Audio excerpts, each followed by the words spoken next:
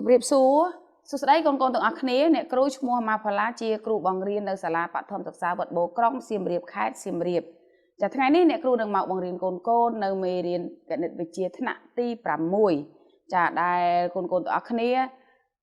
sập thay ní cứ con mình ban từ riêng chả pin linh nơi sala tê cứ con từ cà sài chiêu bận thay tiết mình đây thà riêng nơi tiết bận thay tiết cứ đời xa tai sẽ thành lập hiệp này chủng người chlong được chứ này thay ní nè kêu có ban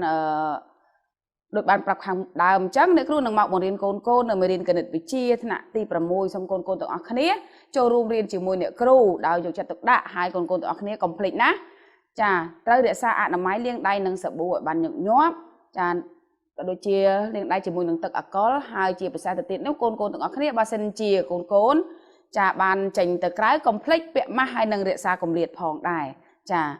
chẳng còn ai khát về chú con tự ác khnéเตรียมสัมภาระดำใบเรียนจิมวยเนี่ยครูมีโดยเชี่ยเสียเพิ่งกันวิจิตรณตีประมวยบิ๊กขมาได้บอลตัวโจลบนังกระดาษชนวนเฟิร์ดหรือก็ได้ซอสำหรับสเซพองได้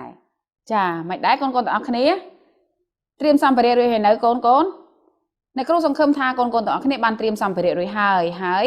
บางคนเตรียมด้วยหายยังนังเรียนไม่เรียนทำไมจิมวยเนี่ยแต่มนังเรียนไม่เรียนทำไมจ้าเชี่ยประจำนู้คือในครูแต่สู้นังไม่เรียนจ้าดอกคนตัวอักนี้ไม่ได้ก่อนจ้าจังคนจำเตรียมฉลาดสำนวนครูจ้าตากันนึกวิจิถนัดตีประมวยไงมันยังเรียนปีไว้จ้าคือกันนึกวิจิไงมันยังเรียนอัมปีกาดอสไลจำนาวจ้าจังนำไปดอสไลจำนาวนั่นคือเพื่อไม่คลาคนลุมนอมยังแต่มวยยังเรียนละโหดมาให้กาดอสไลจำนาว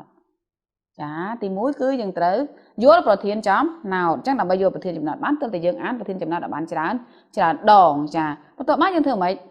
จากกำนัดประมาณวิธีแต่ไม่ยังคือการดอสไลฮะหนึ่งจังก้อยคือเตีย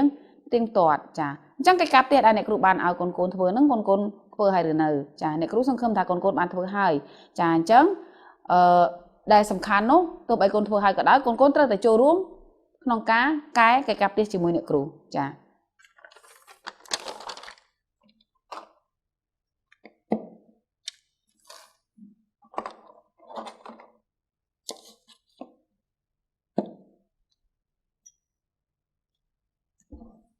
จ้านี่คือชีจุดนัดเกี่ยวกับเตี้ย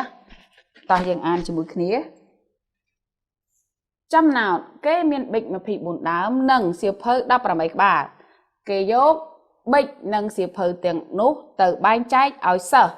ได้มาเนี่ยตัวบ้านจำนายโดยขี้จ้าตาเกบ้านใจเอาเสออย่างจานบ้านปอนมันเนี่ยจ้า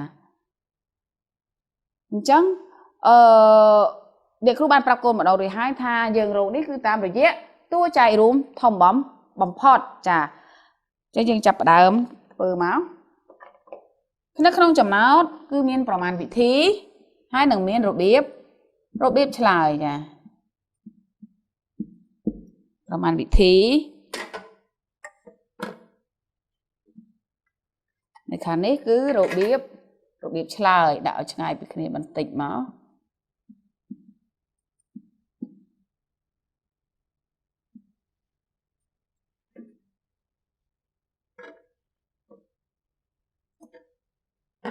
กูประตูสะอาดจังยังจำนวนนี้กี่สูเรากับใบก้นจ้ะอย่างดังให้ใช่จำนวนนี้คือกี่สูเราท้าจำนวนเสอได้กี่ใบใจบานประมาณเนี่ยจ้ะกี่ใบกี่ใจเอาไอ้นะตากี่ใบใจเอาเสออย่างจานบานประมาณเนี่ยไม่ได้ถ้ากี่ใบใจใส่เก๋จ้ะคือกี่ใบใจเสียเพิ่มดับผมใบกบ้านนั่งใบมาเพย์บุญดาวนั่งแต่เปย์กี่โยติใจนั่งเต๋อบ้านเสอปอนมันเนี่ยจ้ะจังยังฉลาดมั้งโรคโรยกี่ก้นจำนวนซะได้แต่ตัวบ้านบิดนังซิวเพิ่มจ้ะโรคจำนวนซะได้ตัวบ้าน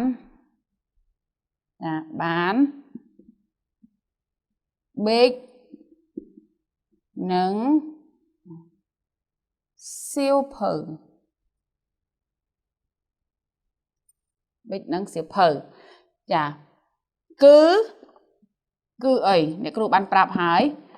คือต่อตัวใจรวมทองบอมพอดนี้มาเพย์บุญหนังดับร้ำใบจ้ะคือต่อ 24 15 18 taស្មើនឹងប៉ុន្មានចាអញ្ចឹងដើម្បីរកតទូចែករួមធំបំផុតនៃ24និង18គឺយើងត្រូវបំបែកចំនួននោះទៅជាផលគុណកតាបធមចាយើងបំបែកចំនួននោះទៅជាផលគុណកតាបធមដំបូងយើងយក24មកបំបែកមកចា24ទៅស្មើនឹងប៉ុន្មានខ្លះចាអញ្ចឹងយើងយក24ចា24មក24ចែកនឹងប៉ុន្មានកូនចែកបានចែកនឹងចំនួនបឋមមែនទេចែកនឹងចំនួនបឋម5តួដំបូងចាចំនួនបឋម5តួដំបូងនោះក៏កូនបានអ្នកគ្រូបានរំលឹកច្រើនដងហើយមានចំនួនអីខ្លះចាគឺមាន2ចាមាន3មាន5មាន7និង10 11ចា2 3 5 7និង11គឺចំនួនបឋម5តួដំបូងចាអញ្ចឹង24យើងយកទៅចែកនឹងតួដំបូងបានទេចែកនឹង2បានទេចាគឺបាន24ចែកនឹង2បាន10 12បាក់ចែកនឹង2បាន6 6ចែកនឹង2បាន3 3ចែកនឹង3បាន1អញ្ចឹងយើងបាន2គុណនឹង2ចាគុណនឹង2ហើយគុណនឹង3ចាបន្ទាប់មកយើងរកផលគុណបំបែកចំនួន18ជាផលគុណកតាបឋមទៀត18ស្មើនឹងចាអញ្ចឹងសេ18មកបានអីខ្លះ18ចែកនឹងប៉ុន្មានចែកនឹង2ណាចែកនឹង2បាន5 9ចែក2បានទេបើគុណកតាបឋមចំនួនបឋមរបស់យើងអត់បានទេអញ្ចឹងយើងចែកយើងចំនួនបឋមតួទី2គឺ3មែនទេចែកនឹង3បាន3ចែកនឹង3បាន1ចាអញ្ចឹង18នេះបាន2គុណនឹង3គុណនឹង3តើមកយើងមើលកតាបឋមរួមគឺប្រមាណចាកតាបឋមរួមគឺ2និង3នេះអញ្ចឹងស្មើ2គុណនឹង3 2គុណនឹង3ស្មើ5 6ចាស្មើ6ដាក់មកក្រោមទេមកចាអញ្ចឹងយើងបានឃើញហើយដូចនេះសិស្សដែលទទួលបានបិចនឹងសៀវភៅយ៉ាងច្រើនប្រហែលអ្នកកូន6អ្នកចា6នេះដែលជាទូចែករួមធំបំផុតចាដូចនេះ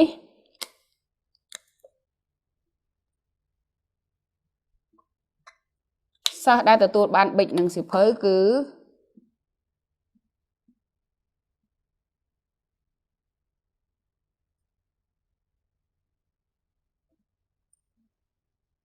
បិចនឹងសៀវភៅយ៉ាងច្រើនប្រហែលអ្នកកូនចាគឺ6អ្នកចាដូចនេះសិស្សដែលទទួលបានបិចនឹងសៀវភៅយ៉ាងច្រើន6អ្នកតែឆ្លើយតបនឹងសំណួរដែលគេសួរចាអញ្ចឹងចម្លើយរបស់យើងលោកបានឃើញហើយអញ្ចឹងយើងត្រូវគោះបន្ទាត់ឲ្យស្អាតគោះប្រអប់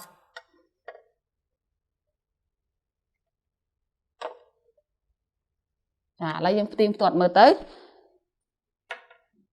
ចាចំនួនសិស្សដែលទទួលបានបិចនឹងសៀវភៅគឺត24 18 24ស្មើនឹង2 2 ដង 4 4 2ដង 8 8 ដង 24 18 2 3ដង 6 6 ដង 18ត្រូវហើយ2គុណនឹង3ស្មើ6សិស្សដែលទទួលបានបិចនឹងសៀវភៅយ៉ាងច្រើន6នាក់ចាមិនដែរកូនទាំងអស់គ្នាផ្ទៀងផ្ទាត់មើលតើការចម្លើយរបស់កូននិងចម្លើយរបស់អ្នកគ្រូចាគឺវាដូចគ្នាដែរទេកូនចាបើដូចគ្នាហើយគឺមានន័យថាកូនទាំងអស់គ្នាយល់ពីការដោះស្រាយចំណោទនេះបានច្បាស់តែម្ដងហើយចំណោទផ្សេងទៀតក៏កូនអាចដោះស្រាយបានដែរកូនកុំភ្លេចណាមានចំណោទយើងជាច្រើននៅក្នុងមេរៀន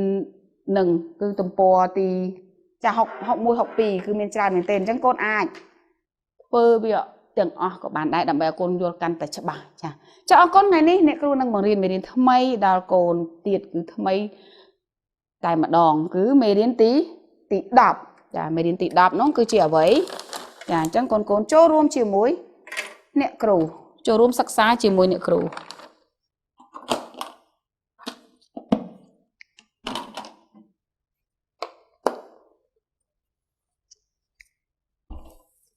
ចាតោះអានចំណងជើងមេរៀនគណិតវិទ្យាថ្នាក់ទី6មេរៀនទី10វិធីបូកនិងវិធីដកប្រភាគចាចំណុចដែលត្រូវរៀនគឺគេហៅថាចំណងជើងរងនឹង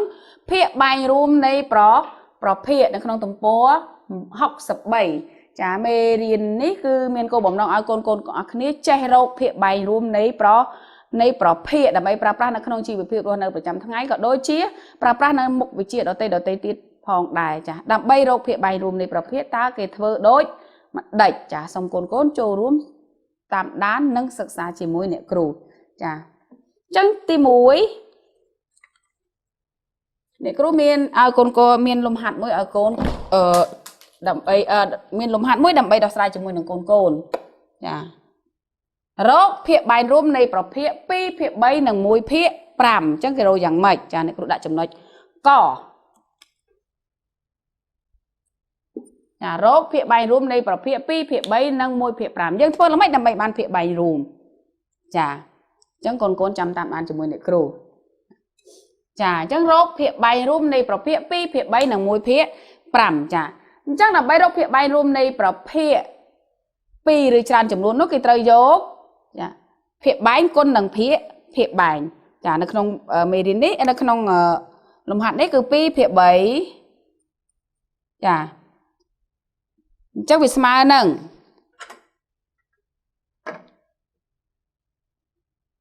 2ភាគ3ដដែលនេះអញ្ចឹងគេថាយកភាគបែងគុណនឹងភាគបែងចាចុះគុណនឹងប៉ុន្មានកូននេះភាគបែង3គុណនឹងភាគបែងភាគបែងនេះគឺ5ចា3គុណ5ចាកាលណាភាគបែងនៃប្រភាគ1គុណនឹងចំនួន1អញ្ចឹងភាគយកក៏គុណដូចគ្នាដើម្បីឲ្យខ្ល้ายទៅជាប្រភាគសមមូលចាមានន័យថាភាគបែងនេះគុណនឹង5ឯភាគយកក៏គុណនឹង5ដូចគ្នាចាអញ្ចឹងស្មើនឹងប្រមាណភាគយកគុណនឹងភាគយកគុណនឹង5ស្មើនឹង10មានន័យថា2 5ដងគឺ10ហើយនេះ3គុណនឹង5គឺ15ចានេះទី1ចឹងយើងមើលប្រភេទនៃតួទី2នេះ1ភាគ5វិញ1ភាគ5ចឹងយើងរកភាគបែងរួមរបស់1ភាគ5ស្មើនឹងប៉ុន្មានដែរចាអញ្ចឹងបើតាមអ្នកគ្រូនិយាយមិញគឺថាយើងយកដើម្បីរកភាគបែងរួមយើងយកភាគបែងគុណនឹងភាគបែងអញ្ចឹងភាគបែងរួមនៃប្រភេទទី1យើងរកឃើញហើយគឺ15អញ្ចឹងយើងរកទី2ទៀតតួទី2ទៀតគឺ1ភាគ5អញ្ចឹងស្មើនឹងប៉ុន្មានអញ្ចឹង1ភាគ5ចាគុណនឹងភាគបែងនៃប្រភេទទី1នេះស្មើប៉ុន្មានគឺ3ចា3អញ្ចឹងកាលណាភាគបែងគុណនឹង3ភាគយកក៏គុណនឹង3ដូចគ្នាអញ្ចឹងស្មើនឹង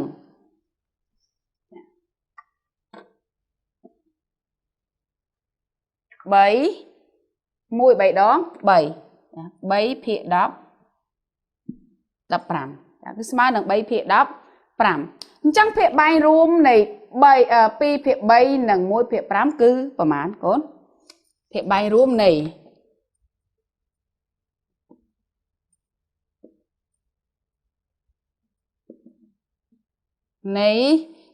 ភាគ3ចានឹង1ភាគ5គឺ15ចាមិនដែរកូនដូចនេះ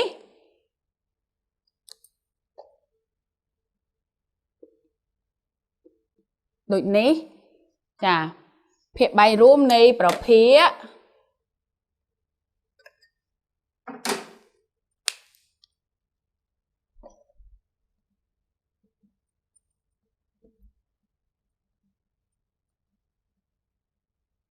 ដូចនេះភាគបែងរួមនៃ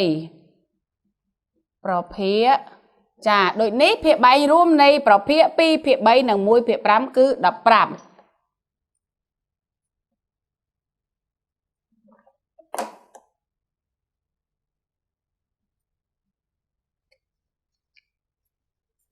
ភាគបែងរួមនៃប្រភាគ2ភាគ3និងចា 2 ភាគ 3 និង 1 ភាគ 5 គឺ 15 ចាយើងគូបន្ទាត់មួយមកឲ្យឃើញថាចំណុចអ្វីដែលយើងចង់បាន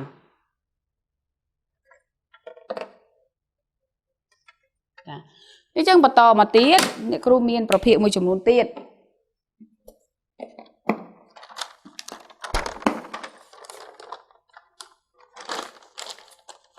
មិនដែរកូនទាំងអស់គ្នាក្រោយពីយើងសិក្សាបានលំហាត់ទី1មកចឹងយើងចូលលំហាត់ទី2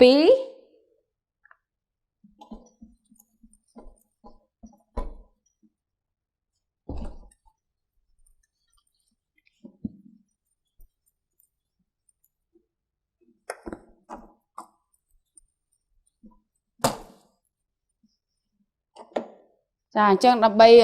ឲ្យកូនងាយចំណាំហ្នឹងអ្នកគ្រូដាក់ទៅនេះដាក់ឧទាហរណ៍មានឧទាហរណ៍កមានចាមានខតែមានកហើយមានខចាខអញ្ចឹងរកភាគបែងរួមនៃប្រភេទចាមានប្រភេទអីខ្លះកូនមើលមកខ្លួនឯងមក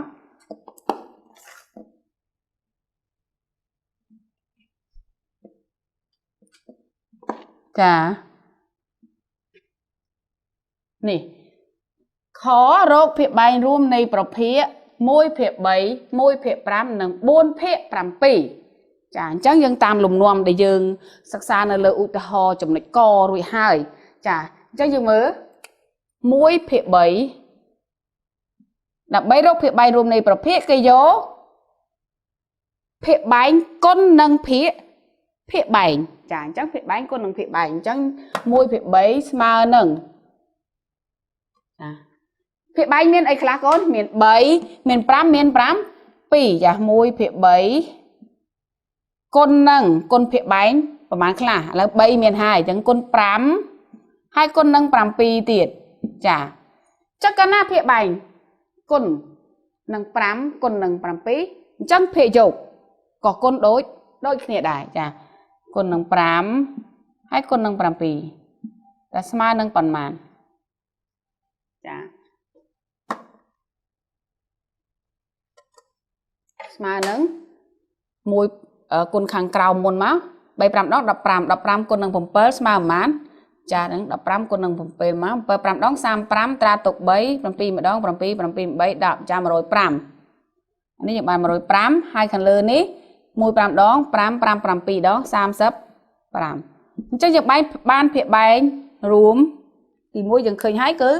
105ចាបន្ទាប់មកយើងយកប្រភេទទី2មករកភាគបែងរួមទៀតគឺ1 ភាគ 5ចា1 ភាគ 5អញ្ចឹងគុណនឹងប្រមាណខ្លះកូនគុណនឹងភាគបែងនៅភាគបែងណាដែលយើងត្រូវយកមកគុណចា1 ភាគ 5អញ្ចឹងគុណនេះ5មានស្រេចនៅទីនេះអញ្ចឹងគុណនឹង3ហើយគុណនឹង5 7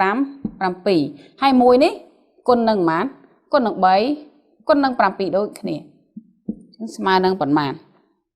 តែភាគបែងគុណនឹងប៉ុន្មានភាគយកគុណនឹងប៉ុណ្ណឹងដែរដើម្បីព្រោះប្រភេទ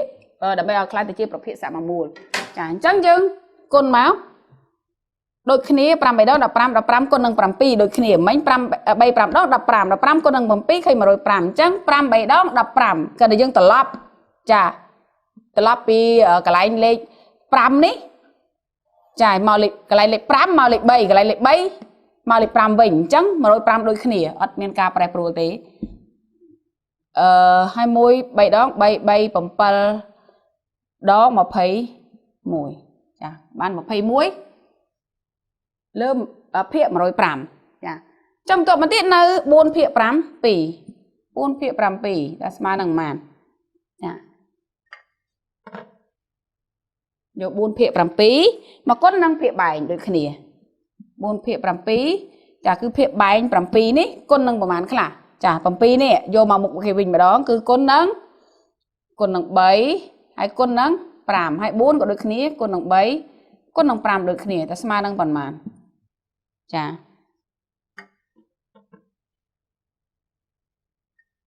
4 ភាគ 7គុណនឹង3គុណ5ទៀងទាត់មើលម្ដងទៀតអញ្ចឹងយើងគុណមក7 3ដង21 21 ចឹងប្រច្រាស់គ្នាអត់ខុសគ្នាទេកូនព្រោះតួមានតែ3តួដដែលនេះ1 2 3អញ្ចឹងមានតែ105ដូចគ្នានឹងឯងចាអត់ផ្លាស់ប្ដូរទេហើយរួចហើយយើងគុណ3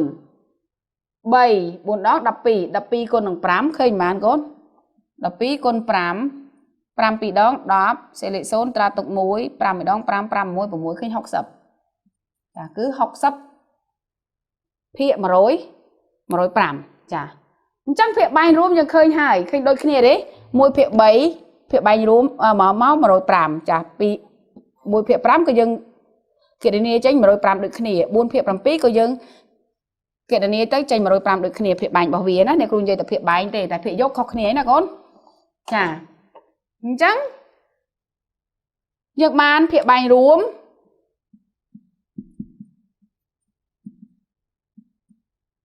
នៃប្រមាណខ្លះកូន1ភាគ3ចាហើយនឹង1ភាគ5ហើយនឹង4ភាគ7គឺប្រមាណកូនគឺ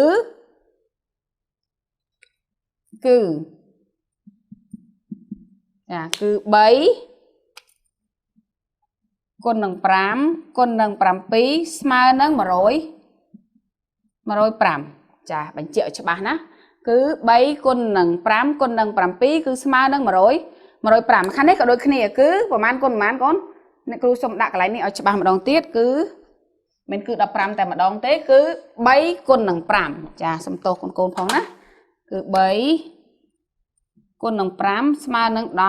15ចាគឺ3គុណនឹង5ស្មើនឹង15ចាអញ្ចឹងភាគបាញ់រួមនៃ1ភាគ3 1ភាគ5 1ភាគ7គឺ3គុណនឹង5គុណនឹង5 2ស្មើនឹង105ចាដូចនេះចាដូចនេះ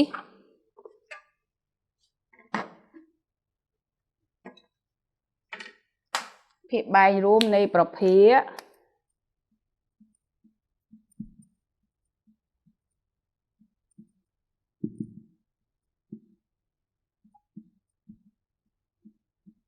ចា1ភាគ3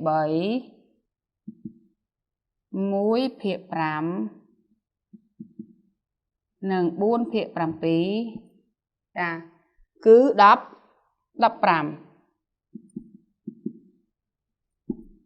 ចាយើងអាចដាក់សញ្ញាស្មើក៏បានដែរណាកូនអូគឺ105ចាគឺ105ចាកូនដាក់សញ្ញាស្មើក៏បានដូចគ្នាចាអញ្ចឹងអ្នកគ្រូគូសកន្លែងនេះចាអញ្ចឹងយ៉ាងម៉េចដែរកូនទាំងអស់គ្នាតាមរយៈការសិក្សាឧទាហរណ៍ណាចំណុចកហើយនិងចំណុចខមកតើកូនអាចប្រាប់អ្នកគ្រូបានទេដើម្បីរកភាគបាញ់នៃប្រភេទតើភាគបាញ់នៃប្រភេទភាគបាញ់រូបនៃប្រភេទគឺជាអ្វីកូនចាភាគបាញ់រូបនៃប្រភេទគឺជាអ្វី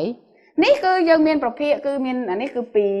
តួនេះគឺ3ចាបើមាន4 5 6តួក៏យើងធ្វើដូចគ្នាដែរឲ្យយកភាគបាញ់គុណនឹងភាគបាញ់ចាអញ្ចឹងភាគបាញ់រួមនៃប្រភេទគឺជា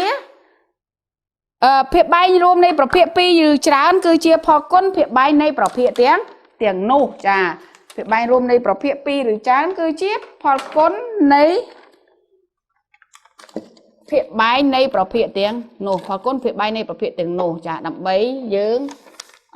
រកភាគបាញ់រួមរបស់វាគឺយើងយកភាគបាញ់ទាំងអស់យកមកគុណបញ្ចូលគ្នាកាលណាយើងគុណភាគបាញ់និងភាគបាញ់ភាគបាញ់នឹងចំនួនណាមួយភាគយកក៏យើងត្រូវតែគុណដូចគ្នាដែរចាអញ្ចឹងតោះយើងអានជាមួយគ្នាបញ្ញត្តិភាគបាញ់រួមនៃប្រភេទ2ឬច្រើនគឺជាផលគុណភាគបាញ់នៃប្រភេទទាំងនោះចាគឺជាផលគុណភាគបាញ់នៃប្រភេទទាំងនោះយើងគុណភាគបាញ់នៃប្រភេទបញ្ចូលគ្នាបានប្រមាណអានឹងឯងគឺជាភាគបាញ់រួមចាអញ្ចឹងដើម្បីឲ្យកាន់តែច្បាស់អ្នកគ្រូក៏មានលំហាត់ឲ្យកូនយកអនុវត្តអញ្ចឹងកូនយកក្តារឈ្នួនមកចានេះលំហាត់ទី1លំហាត់ទី1លំហាត់ទី2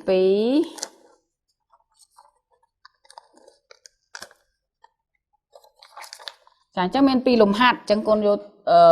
យកក្តារឈ្នួនក៏បាន สิเพอเปรียงกับบ้านกนโยกเมาส์ให้อนุวัตลมหัดในเตอจ้ะจะนึกขนมลมหัดนี้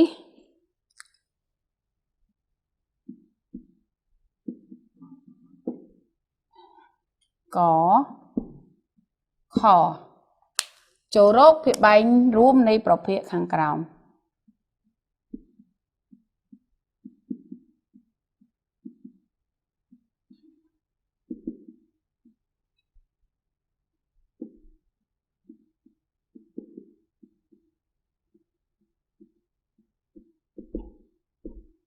โจโรคเพียบใบร่วมในประเภทข้างกลาง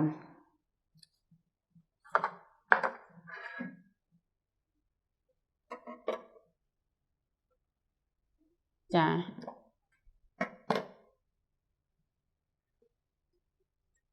ต่อไอ้เลยโกนโยกกระดาษชนวนกระดาษก็โดยเชียสิเพอเปรียงกับโกนมั้งดำใบอนุวัตลมหัดนี่ต่อในครูตกเปรละโกนจับดาม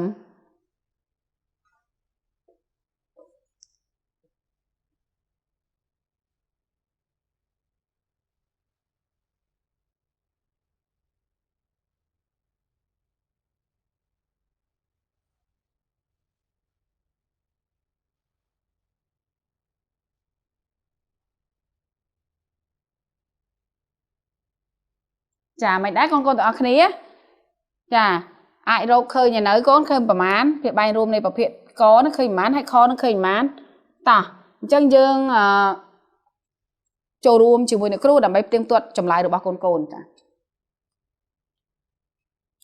จังจำลาย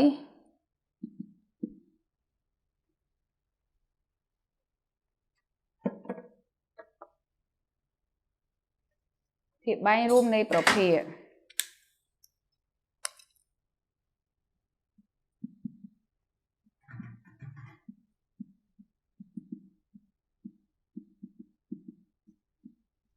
จ้ะ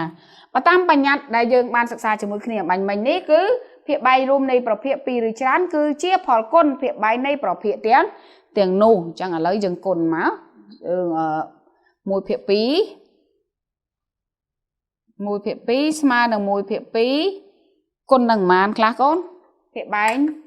ใบจ้ะคนหนึ่งใบ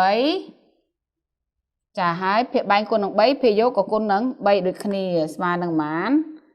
มวยใบดองใบจ้ะก็สมาหนึ่งใบเพียปรำมวยจ้ะหายมวยติดกับดึกขณีจ้ะใบยังคนไปจ้าเตอไปจ้าม้ากับดึกขณีอย่างจัง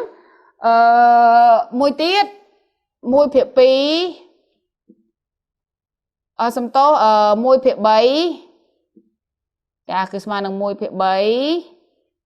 จ้ะตามปัญญามาเยอะอย่างอันว่าตามปัญญานะคนหนึ่งปีคนหนึ่งปีสมาหนึ่งมันจ้ะคือสมาหนึ่งปีเพียปรามวยจ้ะจังอย่างดักรวมแต่มาดองโดยนี้เพียใบรวมนี้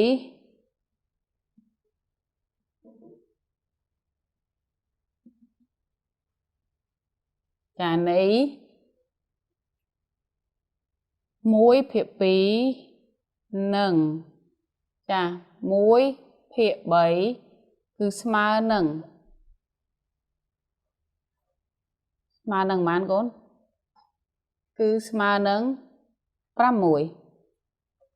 จ้ะผูกประตอดมือม้าให้ยังอนุวัตมวยติดโดยทายังยกเพียบใบคนหนึ่งเพียบใบจังยังยกเพียบใบคนหนึ่งเพียบใบก็เคยอะไรยังเธอกัดมวยเอาโกนแจวิธีกัดอะไรคอนี้นี่ก็คอจังคอนี่เนี่ยกูโยกเพียบใบคนหนึ่งเพียบใบต่างออกแต่มาดองแต่เคยมันก้นปรำผมบุญน้องใส่ปรำคนหนึ่งปีเคยมันกะสับจังในครูด่าค่ะเพียบใบรวมในประเภท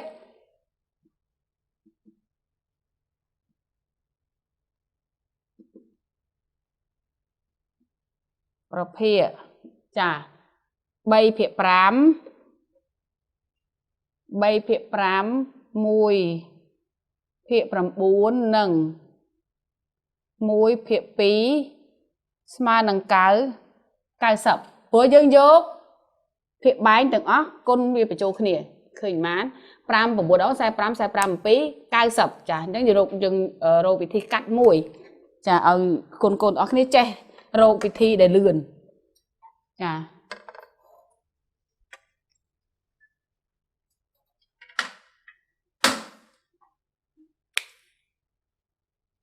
ចឹងខយើងឃើញស្រេចតែម្ដងហើយកនេះយើងធ្វើតាមលំនាំរបស់យើងហើយខយើងអនុវត្តកាត់យកតែម្ដង3ភាគ 5 1ភាគ 9 និង 1ភាគ 2 គឺ 90 ចាដល់យើងយក 5 គុណនឹង 9 គុណនឹង 2 90 តែម្ដងចាអញ្ចឹងជាចុងក្រោយអ្នកគ្រូក៏មានកិច្ចការផ្ទះដើម្បីឲ្យកូនយកទៅអនុវត្តនៅផ្ទះបន្ថែមទៀតចាដើម្បីពង្រឹងនៅមេរៀនរបស់យើងចានេះគឺជាកិច្ចការផ្ទះហើយបើមានលំហាត់ច្រើនជាងនេះទៀតកូនត្រូវមានកូនមានពេលកូនក៏ត្រូវធ្វើវាទាំងអស់ដែរដើម្បីពង្រឹងនៅចំណេះដឹងរបស់កូនទាំងអស់គ្នាកាន់តែច្បាស់ថែមទៀតហើយបើកូនយកធ្វើហើយកូនយកទៅបង្ហាញលោកគ្រូអ្នកគ្រូនៅតាមថ្នាក់របស់កូនផងចាតោះអានកិច្ចការផ្ទះរបស់យើងលំហាត់ចូលរកភាគបែងរួមនៃប្រភេទខាងក្រោមចាស់មានក3ភាគ 5 និង 6ភាគ 7 ខ4ភាគ 8 និង 5ភាគ 9 ក3ភាគ 5 និង 1ភាគ 9 និង1ភាគ 2 ចាអញ្ចឹងកូនកុំភ្លេចណាធ្វើកិច្ចការផ្ទះដែលអ្នកគ្រូបានដាក់ឲ្យផងចាហើយមេរៀនរបស់យើងថ្ងៃនេះគឺមេរៀនទី10វិធីបូកនិងវិធីដកប្រភេទហើយចំណុចដែលយើងរៀនភាគបែងរួមនៃប្រភេទនៅក្នុងថ្ងៃនេះគឺបានចប់តែប៉ុណ្ណេះអរគុណកូនទាំងអស់គ្នាដែលចូលរួមរៀនពីចម្ងាយជាមួយអ្នកគ្រូចាអ្នកគ្រូសង្ឃឹមថាកូនទាំងអស់គ្នានឹងធ្វើកិច្ចការផ្ទះដែលអ្នកគ្រូបានដាក់ឲ្យក៏ដូចជាលំហាត់នៅសាលាដែលលោកគ្រូអ្នកគ្រូកូនបានដាក់ឲ្យនិងសញ្ញាកិច្ចការដែលលោកគ្រូអ្នកគ្រូកូនចែកឲ្យផងដែរចាហើយមួយទៀតហ្នឹងគឺកូនត្រូវធ្វើជាកូនល្អផងដែរគឺត្រូវជួយធ្វើការងារពុកម៉ែចាអ្នកគ្រូជូនពរកូននិងក្រុមគ្រួសារឲ្យមានសុខភាពល្អនិងសុវត្ថិភាពល្អអរគុណជម្រាបលា